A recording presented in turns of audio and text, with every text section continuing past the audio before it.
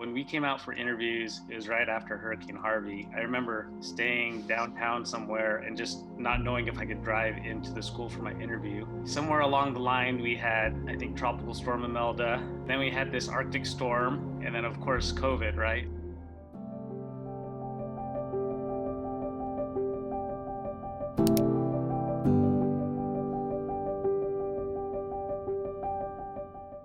When I joined the Army, I came in as a medic, and it kind of got my first exposure to working in medicine.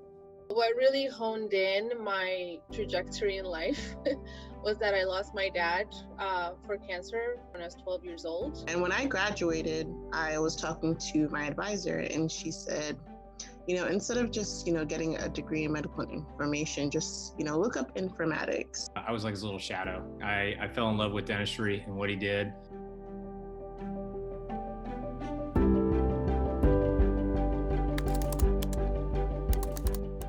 I think in this pandemic, not just myself, but the world really got to see what public health means and how actually important it is.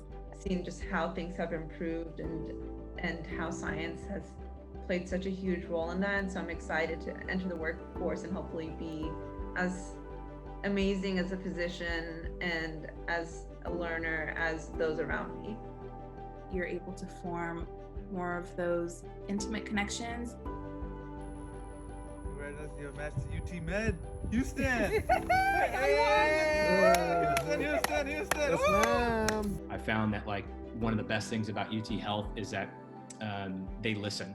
What I love is that it's collaborative. It's a very professional environment, and we're treated like professionals from day one. I really also wanted to plug into the TMC community. And because of that, I was exposed to many passionate student leaders. They were also not just PhDs, but they were, med students and students from the bioinformatics and public health and other programs. It made me more well-rounded when it comes to healthcare, but also just as a person.